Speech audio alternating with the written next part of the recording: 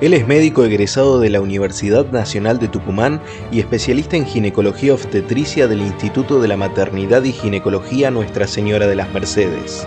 Ha trabajado 5 años en el Hospital Pedro Mogliaski y actualmente se desempeña exclusivamente en el sector privado de Cipolletti y Neuquén. Estudia la licenciatura en Filosofía en la Universidad Católica de La Plata y preside la Asociación Civil Acción por los Derechos Naturales. Hoy es un verdadero gusto poder conversar con Jorge Alberto Maciel. Buenas tardes, Jorge, ¿cómo estás? Hola, buenas tardes, Nazareno, ¿cómo estás? Buenas Bien, tardes. bien, bueno, un gusto tenerte.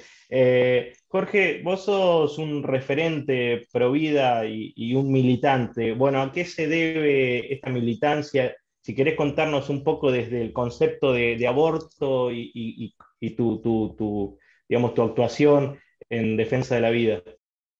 Bien, para empezar, la militancia mía referente a la defensa de la vida tiene que ver con la profesión médica. En el juramento hipocrático se plantea la defensa de la vida y se contraindica la administración de medicación abortiva, tanto en la versión antigua de la antigua Grecia como en la versión de mediados de 1900 realizada en Ginebra, porque el aborto es finalizar de manera abrupta y violenta la vida de un humano, de manera obviamente totalmente injustificada. Y como médico mi deber es defender la vida del ser humano. Cuando no puedo conservar la vida de ese ser humano, darle el mejor vivir que sea posible, evitar las secuelas y, si es necesario, acompañar a ese paciente en el morir. Por mi parte, yo como médico ginecólogo y obstetra, yo atiendo a la mujer en toda su problemática y en la parte obstétrica acompaño el nacimiento. Entonces, no se condice con quien tiene que velar por la vida de una mujer y del ser humano que gesta, finalizar con esa vida, con ese embarazo. Entonces va de la mano con mi profesión el ser pro vida. Siempre estuve en contra del aborto y en el 2018, cuando se planteó el debate de la ley de aborto en Argentina por primera vez, eso me llevó a realizar publicaciones en Facebook, me fue contactando gente de acá de Chipolletti, hicimos algunas reuniones previas dentro de lo que es Unidad Provida Chipolletti, se organizaron eventos, charlas, marchas. Luego tuve un poco de incidencia en YouTube a través de videos que decidí grabar sobre casos que fueron emblemáticos de abortos provocados en Argentina, como fue el caso de Jujuy y de Tucumán, de 2 niñas menores de edad que terminaron embarazadas frutos de violación. En Twitter también tuve algún tipo de opinión y eso me llevó a que me invitaran a participar en las marchas, como dije antes, en charlas, en conferencias y también en entrevistas tipo como la que estamos haciendo nosotros ahora vía Zoom o vía Instagram. También me entrevistaron de otros países de Latinoamérica. Bien, y Jorge, ¿esto está relacionado, como dicen, con la religión? ¿Vos sos católico, por eso defendés la vida? ¿O cómo es tu postura? No, la postura de la defensa de la vida puede tener varias vertientes, puede tener aspectos médicos, aspectos legales, filosóficos, bioéticos y también religiosos. En mi caso particular, la defensa de la vida es la defensa de mi profesión, o sea, mi deber de proteger la vida de todo ser humano sin ningún tipo de discriminación. Yo no puedo estar discriminando si una vida vale más en base al sexo del paciente, a la orientación sexual del paciente, a la religión del paciente, a si es deseada o no deseada su vida, o si está dentro o fuera del útero. Sería algo totalmente estúpido y fuera de lo que son los deberes clásicos del médico. Desde mi punto de vista, la defensa tiene que ver con una base científica y con una base moral, dado que si bien yo vengo de familia católica y fui 12 años a un colegio católico en Tucumán, soy agnóstico, no profeso ninguna religión, no tiene nada que ver mi militancia con la religión. Me preguntaba, Jorge, vos marcabas que siempre estuviste en contra del aborto, ¿no es cierto? Previo a la discusión sobre la legalización, bueno, acá en Argentina, eh, el estado, digamos, de la ley previo, digamos, a que ahora sea legal, eh, planteaba el aborto en dos oportunidades o en dos acepciones, ¿no? Era el aborto no punible, ¿no? El aborto no punible. Y estas 12 excepciones estaba el caso de enfermedad de la madre, en caso de que pudiera morir la madre, o en caso de violación. ¿Cómo era, digamos, tu vínculo con estas excepciones que planteaba la ley antes de la legalización del aborto? Bien, hola Mateo, no te había saludado antes. Bueno, eso está incluido en la ley 27.610, que es la ley de aborto. Ellos hablan de 2 condicionales para permitir la finalización del embarazo después de las 14 semanas, que eso sería lo que denominan interrupción legal del embarazo, y de manera libre, sin ningún tipo de causal, hasta las 14 semanas, que sería la interrupción voluntaria del embarazo. El tema es que en medicina existen lo que son criterios absolutos de finalización del embarazo, que son aquellos donde está en peligro la vida de la mujer o en peligro grave la salud de la mujer, entendida la salud como la presencia de patologías, de trastornos en el organismo de la mujer.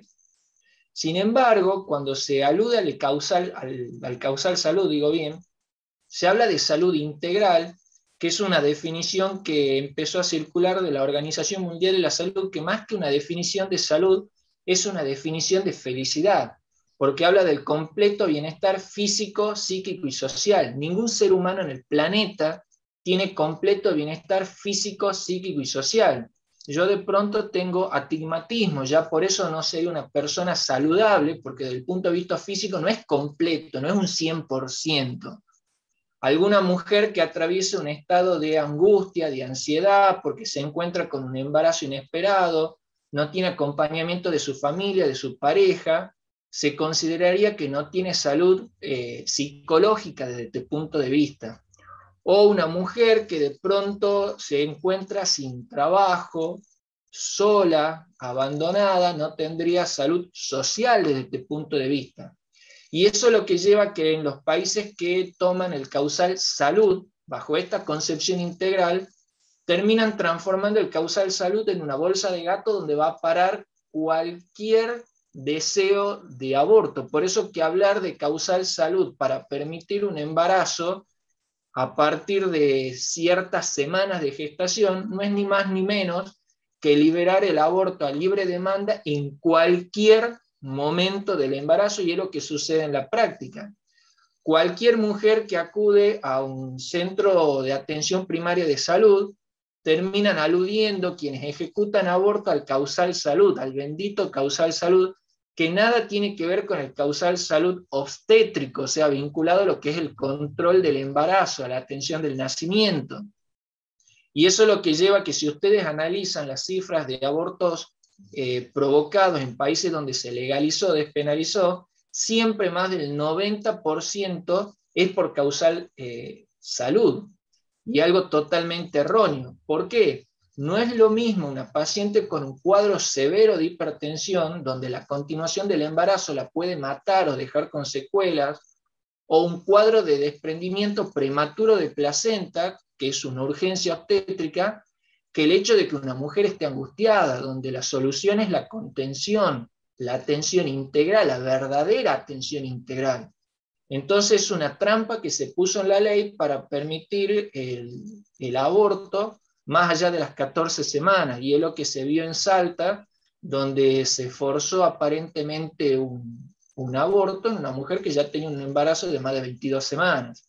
Respecto al causal violación, yo acá discrepo con querer permitir un aborto, porque el aborto, como les dije, es la finalización abrupta y violenta de la vida de un ser humano, y ese ser humano no tiene culpa alguna de todas las condiciones que dieron origen a su vida, y ya hay un ser humano presente.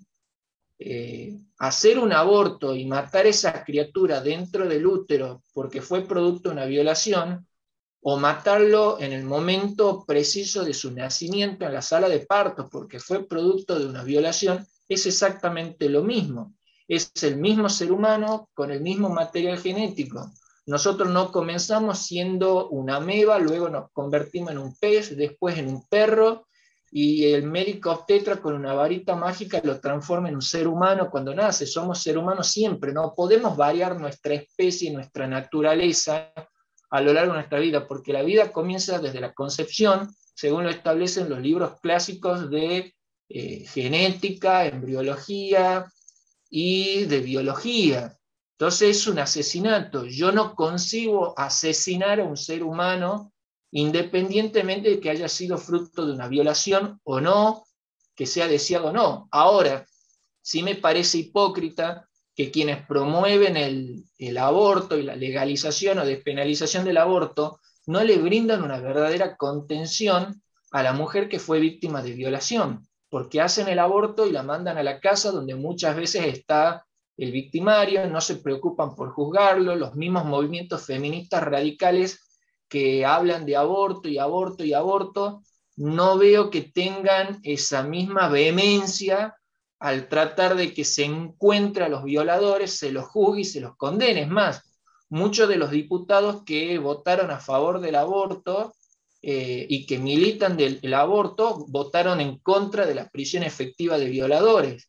Y eso llama poderosamente la atención. Un país donde una mujer puede realizar 5, 20 denuncias en contra de una pareja que la violenta de cualquier manera, psicológica, física, verbal, y no recibe una atención adecuada por parte de la justicia, muchas veces por parte de la policía, no tiene un hogar de contención donde puede estar lejos de esa pareja violenta, menores de edad donde luego que le hacen el aborto, o ya ni siquiera abortos, partos inmaduros, porque son más de 22 semanas, vuelven al hogar donde está el tío, el padrastro que las violó y la embarazó, o ese violador después, al poco tiempo, termina siendo liberado por la justicia, y muchas veces hasta por juezas mujeres que se identifican con el movimiento pro aborto. Entonces, ¿hasta qué punto el aborto legal o el aborto despenalizado puede ayudar de alguna manera a la mujer violada? Me pregunto yo.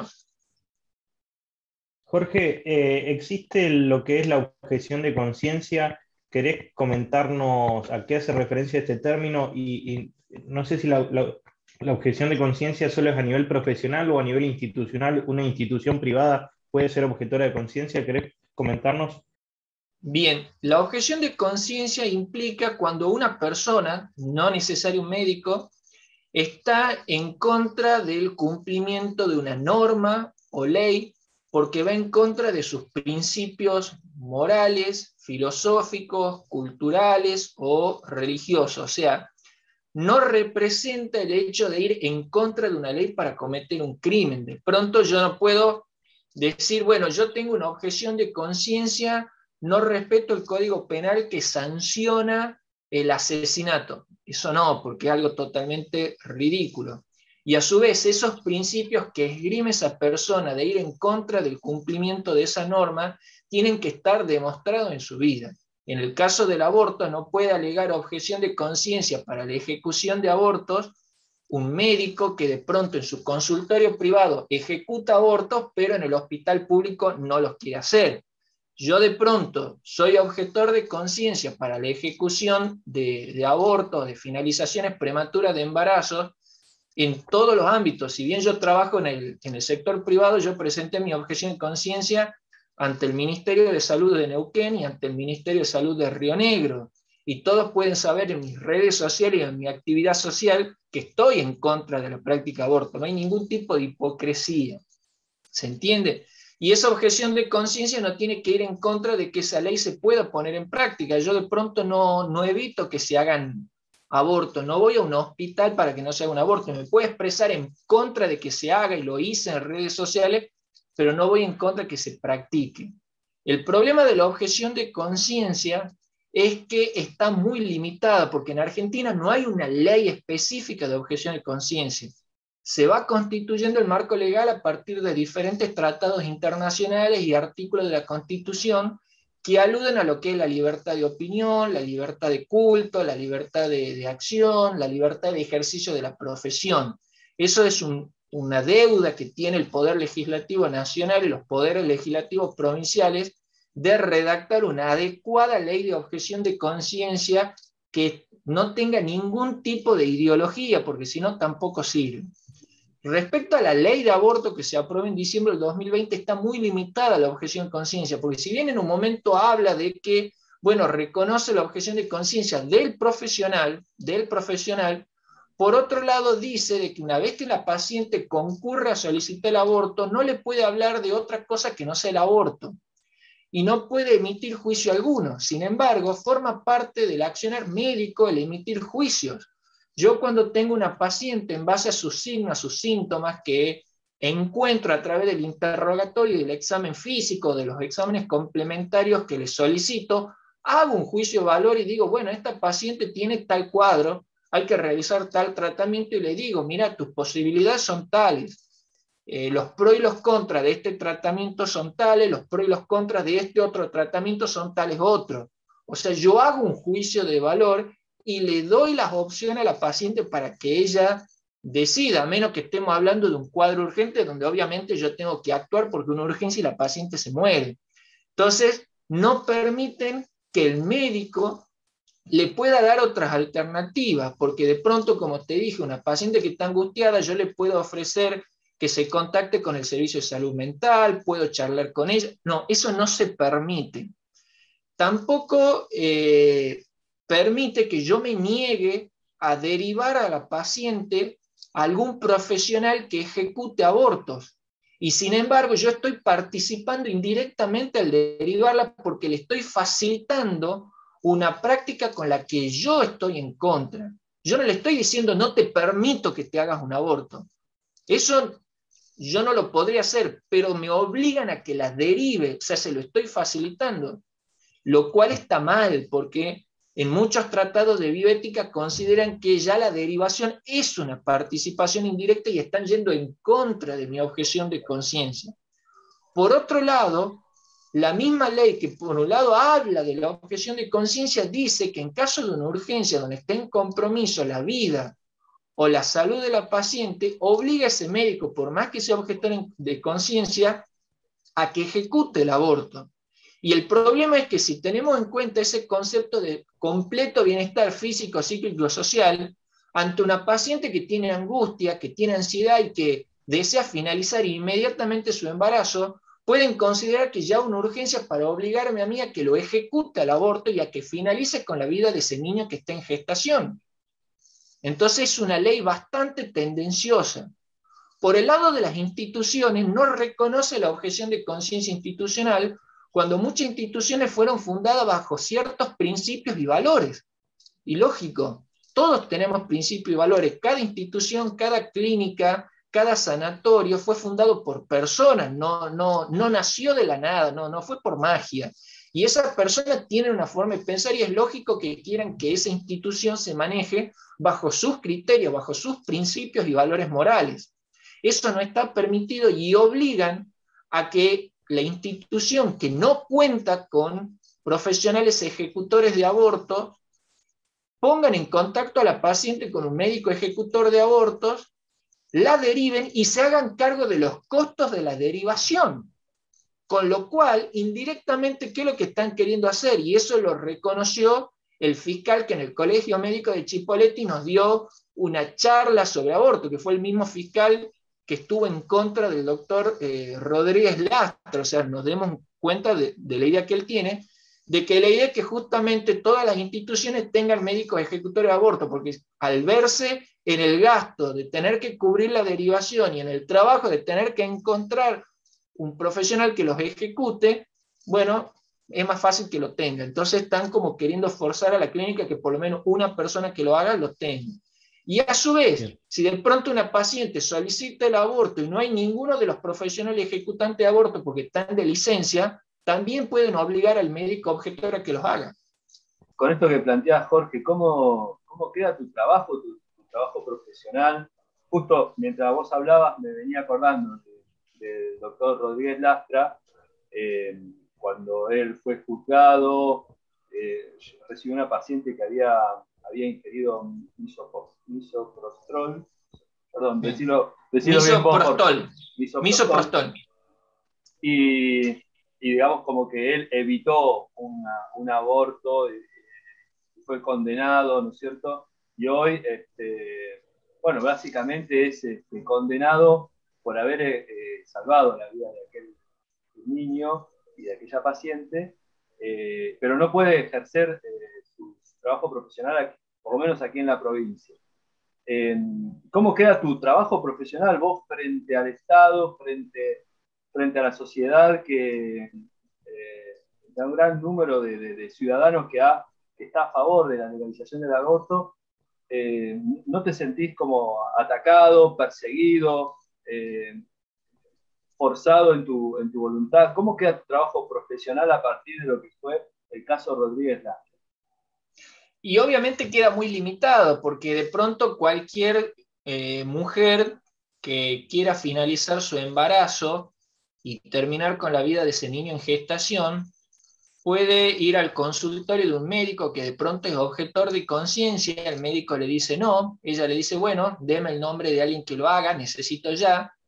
Y el médico le dice, mira, no conozco a nadie, o va en contra de mis principios, el aborto, lo siento mucho, y ya considera que fue violentado su derecho al aborto y le puede iniciar una demanda. O sea, cualquiera de los médicos que somos objetores de conciencia, estamos a un paso de ser denunciados por cualquier mujer que sienta que ese aborto se le dificultó de alguna manera, o que se sintió atacada de alguna manera por nosotros, cuestionada, prejuzgada o lo que fuese. Lo cual abre las puertas para una oleada de juicios de mala praxis en contra de los médicos que somos objetores de conciencia. Por otra parte, cae de maduro que aquellos médicos que estemos en contra de la finalización de niños por aborto, de la finalización de vida de niños por aborto, no vamos a tener mucha facilidad para ingresar en los servicios de ginecología y obstetricia de los hospitales públicos de Argentina. Yo me acuerdo que en el año 2018, el por aquel entonces senador nacional Pichetto y la senadora Nancy González dijeron, no deberían existir los médicos objetores de conciencia en los hospitales públicos. Y en el debate durante todo el tratamiento de la ley de aborto en el Senado en el año 2020, una diputada también dijo lo mismo. No deberían haber médicos objetores de conciencia en los hospitales públicos. Eso también limita la posibilidad de trabajar en los hospitales públicos. Los que ya están no los van a despedir, dudo mucho, pero sí les van a hacer más difícil su trabajo, y los que quieran ingresar van a tener dificultades. Ahora, ¿qué posibilidades hay de que un médico tocoginecólogo, objetor de conciencia a la ejecución de abortos, pueda llegar a ser jefe del servicio o director del hospital? ¿Por qué? Porque el jefe de un servicio es responsable de lo que pasa en ese servicio, y si de pronto en su servicio no hay médicos ejecutores de aborto, lo van a obligar legalmente a que los haga, o más aún si es el director del hospital.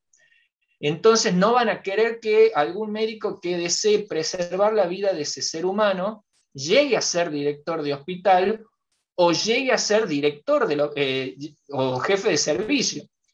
Inclusive, hoy por hoy hay muchas facultades de medicina que están a favor de la práctica del aborto. Acá en la Facultad de Ciencias Médicas de la Universidad Nacional del Comahue acaba de terminar un simposio sobre las clases de aborto, la enseñanza del aborto en las facultades de Argentina.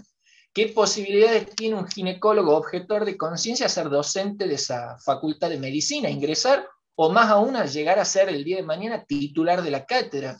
Entonces, bajo la ideología pro aborto, es muy difícil que un médico que está en contra pueda llegar a tener un ascenso en su carrera médica en el sector público o en la docencia, y se ve muy limitado, ¿se entiende? Sí, sí. Jorge, hace un ratito mencionábamos el misoprostol. ¿Cómo actúa el misoprostol y qué acceso se tiene hoy al misoprostol en la salud pública? Bien, para empezar, el misoprostol es una droga que se inventó originalmente para proteger al estómago de la secreción ácida, o sea, pacientes con gastritis o úlcera gástrica. Y se usó para recubrir el comprimido de diclofenac, que es un analgésico que como efectos adversos puede generar acidez. De esta manera, al tener el diclofenac la cubierta de misoprostol, se evitaba la acidez y un paciente con gastritis lo podía consumir. Secundariamente, se descubrió que provocaba contracciones en las mujeres embarazadas y de ahí que se empezó a utilizar primero clandestinamente para generar abortos, o sea, para generar finalizaciones anticipadas de embarazo. El misoprostol actúa provocando justamente contracciones en el útero, porque es un análogo de prostaglandina, o sea, las prostaglandinas son sustancias que contraen el útero y al cuello del útero lo ablandan. De esa manera el cuello del útero, que es un conducto, se abre y ese cuello del útero, que tiene 4 centímetros de longitud, se va abriendo de arriba abajo y ese cuello del útero que está cerradito se va dilatando. Por otro lado, esas contracciones del útero, al saco gestacional que está pegado con la cara interna del útero, lo van despegando y ahí se va produciendo la rotura de los vasos sanguíneos del saco gestacional que están en contacto con los vasos sanguíneos del útero.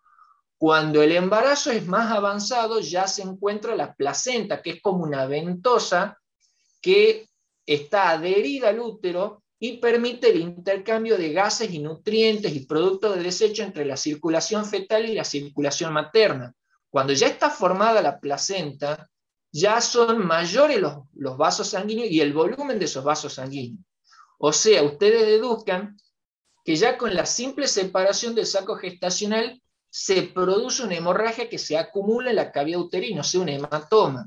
Cuando ya son embarazos más avanzados, de 12 semanas o más, y ya encontramos esa placenta mucho más formada, se produce un mayor sangrado, o sea que siempre el misoprostol va a producir contracciones y sangrado.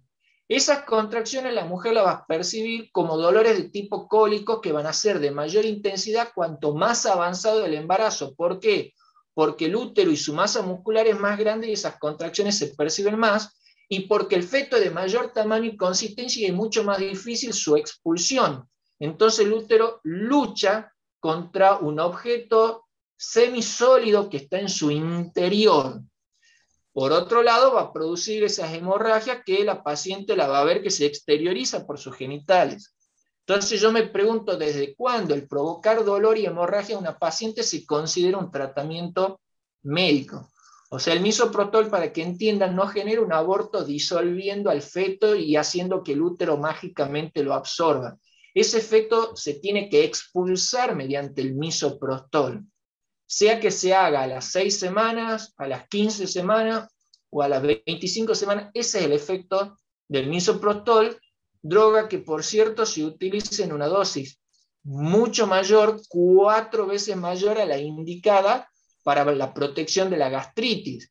Y ya cuando un medicamento supera cierto nivel, ya aparece lo que es el umbral tóxico a partir del cual surgen los efectos adversos. En el caso del misoprostol, náuseas, vómitos, calambres, dolor abdominal, variación en la presión arterial, alteración en la frecuencia cardíaca, puede haber hipersensibilidad al fármaco que dé un cuadro de alergia. Es un fármaco que de por sí está contraindicado en pacientes que tienen trastornos de la coagulación, cardiopatías.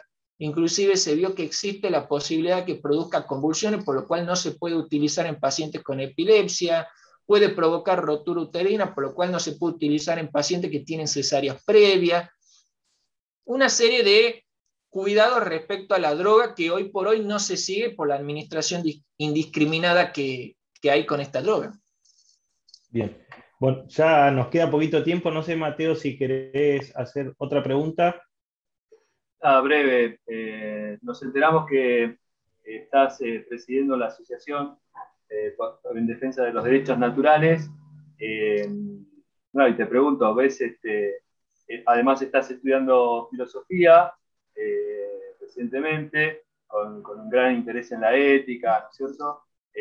Y tal vez, ¿por qué no algún interés en la política? ¿Estás pensando incursionar, tal vez en algún futuro, no ahora, en una carrera política? Para empezar con la Asociación Acción por los Derechos Naturales, la idea es tener una entidad reconocida jurídicamente para poder defender la vida desde su inicio hasta su finalización natural, con todo lo que implica. La parte cultural vinculada a la enseñanza de principios médicos, filosóficos, legales, destinado a la defensa de la vida, la parte asistencial, relacionada a la contención de la mujer embarazada en situación de vulnerabilidad o a la propia mujer no embarazada en situación de vulnerabilidad, la asistencia a aquella madre que tiene dificultades para criar a su hijo, la atención de la mujer que es víctima de violencia, también la atención de la juventud que tiene problemas de adicciones, y de esa manera desde la asociación ponernos en contacto con gente que tiene experiencia en estas áreas para asistir, porque si no sería muy hipócrita de decir, bueno, hay que continuar la vida, pero de pronto no trabajamos para que esa vida reúna todos los criterios de calidad y de bienestar. Entonces, no solo limitarnos a la mujer embarazada en situación de vulnerabilidad, sino a toda persona en situación de vulnerabilidad y servir como institución reconocida legalmente de nexo entre todas las agrupaciones y militantes pro vida que tienen esta visión de la sociedad que tenemos nosotros. Y eso también implica a los partidos políticos y dirigentes pro vida. ¿Por qué?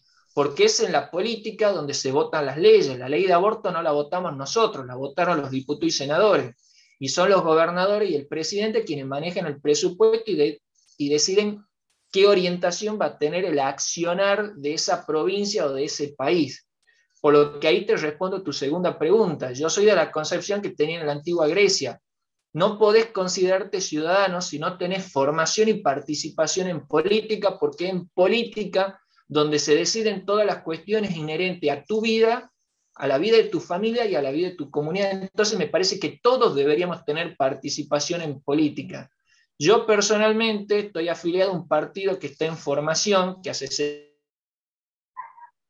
60 años se originó en San Juan y que también está reconocido en Jujuy, que es Cruzada Renovadora, y que estamos trabajando para tratar de que tenga reconocimiento en el Río Negro. Para eso necesitamos que la gente se afilie.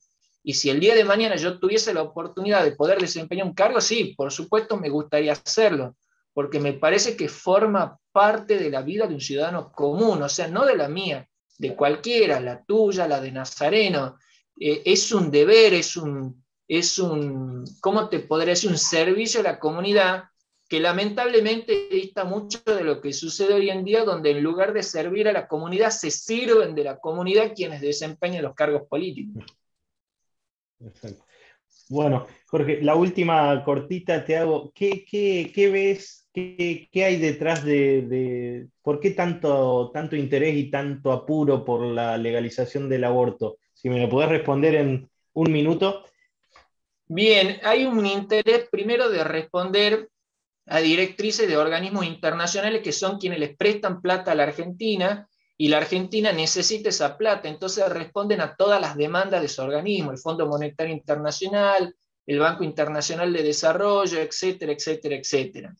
Por otro lado, a un Estado le resulta mucho más económico y sencillo evitar que nazca un pobre que trabajar para brindarle condiciones dignas de vida a ese niño que nace en la pobreza. Estamos hablando de acceso a la educación, a la salud, a la vivienda, al amor y a la contención. A su vez, el partido gobernante actual, que fue el que elaboró la ley y la promovió, tiene una ideología progresista donde se identifica con ese tipo de idea. Entonces también era una forma de hacerle un mimito en la cabeza a gran parte de sus votantes. Pero paradójicamente no vemos que haya mejorado las condiciones de vida de la mujer en Argentina, ni siquiera con un Ministerio de la Mujer y de Género. Entonces, en pocas palabras, en Argentina la ley del aborto tuvo que ver más con una cuestión de responder al patrón, de seguir una ideología y de hacer más fácil un problema que es mucho, mucho más complejo, tanto para el niño por nacer como para la mujer que atraviesa una situación de vulnerabilidad. Perfecto.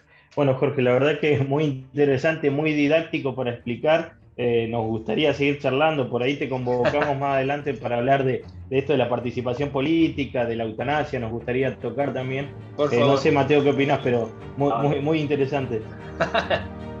Lamentablemente se nos corta tiempo ahora, así que, pero está para seguir y seguramente para convocarte en una próxima emisión del programa. Esperamos. Perfecto. Bueno, cuenten conmigo desde ya, muy halagado por el hecho que me hayan tenido en cuenta y me den este espacio y difusión. Bueno, muchísimas gracias, que andes bien, nos vemos. Hasta la próxima. Nos vemos. Chao, Jorge.